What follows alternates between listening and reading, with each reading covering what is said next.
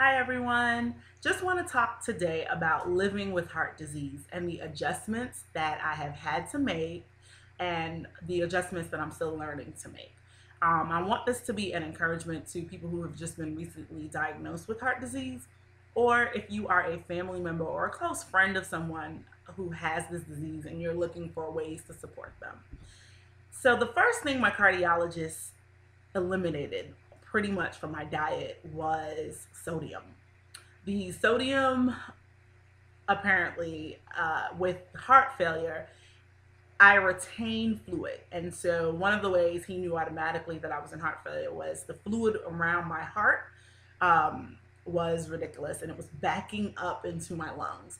And so, my ankles were swollen, I was wheezing, I sounded horrible, I was out of breath, and not sure why. And so he said that eliminating the sodium would definitely help with those symptoms.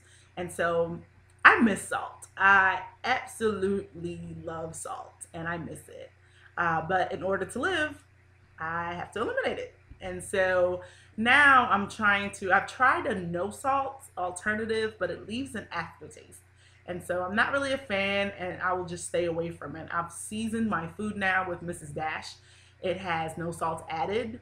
It's not the best, but it does the job in order for me to, flavor and have tasty food. And so salt was the hardest thing to give up. Caffeine was number two. So my issue is that my heart was working too hard.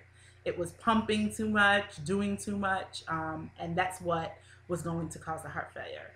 And so caffeine, which for most people is coffee, I'm not a coffee drinker, and so tea was also eliminated. Chocolate, anything with caffeine, and so I have been reading labels. I have become obsessed. And so I don't want it to be that I, ingest something that I'm not supposed to have unknowingly. And so I try to do my best to make sure that I'm not having any caffeine.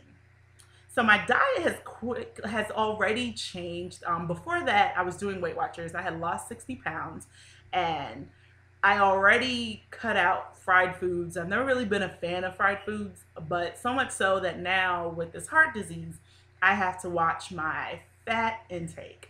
And so with fried foods, it just was not worth it. It's not helping me in any way. And so I now only really use olive oil, which is what I was using before, extra virgin olive oil, and I do maybe 2 tablespoons a day. I try my best to make sure that I'm not saturating my food with oil. But I do 2 tablespoons throughout the day, and I make it through. A lot of the food that I eat is steamed, baked. I used to do a lot with the crock pot. I've kind of gotten away from it now. I live in Florida. It's hot. I don't want to eat soupy food all the time. And so, but the biggest deal was just online and searching for different heart-friendly recipes, just to liven up my menu and not get bored and upset or frustrated. And so, and it doesn't, I mean, every once in a while I have a chicken wing. And so I don't want you to think that, automatically never ever do I ever touch it. No, I hardly cook. I eat a lot of food out. And my doctor was like, no, if you have to eat your food out of a bag or if it comes in a plate, in a plastic bag. And basically what she was trying to tell me was no takeout. But I have found that at my Chinese restaurant, I can get my shrimp and broccoli with white rice or brown rice steamed. And so there's no oil, nothing. They just steam it. I get the little garlic sauce on the side for extra flavor. And that's usually the meal that I will eat out. I'm doing my best not to eat out, but to cook more at home. And so that was hard too because I work a full-time job that's very busy, and so to come home and have to cook, not looking forward to that. But you have to do what you have to do. So another adjustment piece also was the questions. And I left work one morning feeling sick. I went straight to the emergency room and was hospitalized.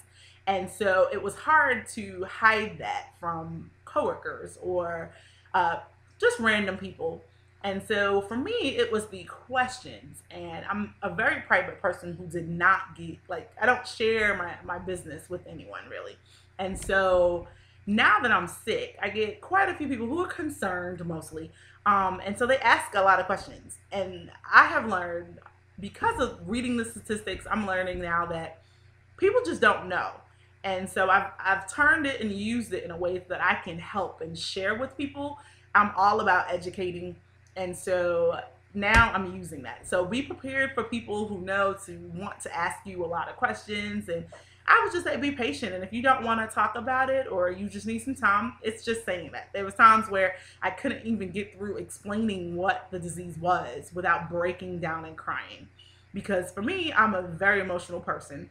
And it was just a lot. It was so fresh. I was just diagnosed. And then, to have to answer a lot of questions made me a mess. I was a wreck. And so at the beginning, it was hard. Now I'm able to talk about it without crying, as you see. I'm able to share more because I'm in a better place. Another thing is medication, and by medication. So most people will are placed on beta blockers. Also Lasix, which is a diuretic. I take potassium. I'm also on medication to help shrink my heart because it is so large. The function of my heart, carvedidol, is one of the meds that I'm on. And so adjusting to the medication was the hardest part after giving up salt. But the medication, because at first I was dizzy all the time. Oh, I am always extremely fatigued. I still am. I still get fatigued. I wanted to sleep all day long. I'm like, how am I supposed to adjust? How do I go back to work? How do people live normal lives with heart disease if I'm feeling like this all the time? And so it took about 2.5 months for my cardiologist and I to figure out what worked. And so a lot of it was taking my medication at different times. It sounded so simple, but you don't know the half. And so when you take about 10, 15 pills a day, it's hard. So my case has it broken down in morning, noon, and evening. And so having to remember which pill to take at whatever time to eliminate the dizziness, the blackouts. The medication was the worst. But now we're doing better. My body has responded to it. I still get fatigue though. I don't know if that's something I'm ever going to give up or if I'm ever going to get my life back where I'm just energized all the time, which I used to be. But now I'm just tired. I am ready to nap all the time. But what do you do? So even today, I went and got my flu shot and my pneumonia shot.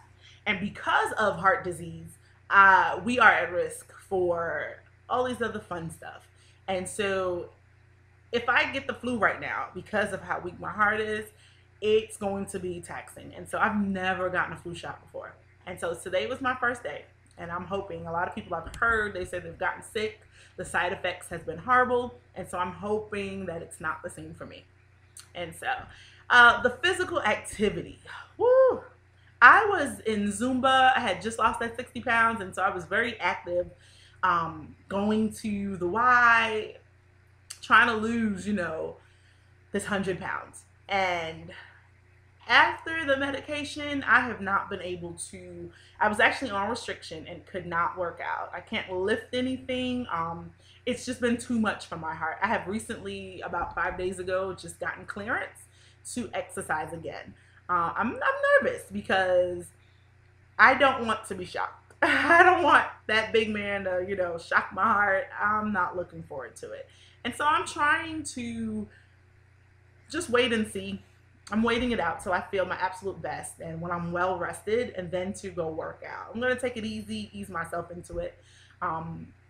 But that has been it. And so those are the things I had to adjust to. I had to adjust my life, and I'm still working on a lot. But I didn't know this at the very beginning. And so I just want to share those things. And some, throughout this journey and documenting, other things will come up and I will share them with you. But I just wanted to share that piece. Okay? And I hope you have a great day.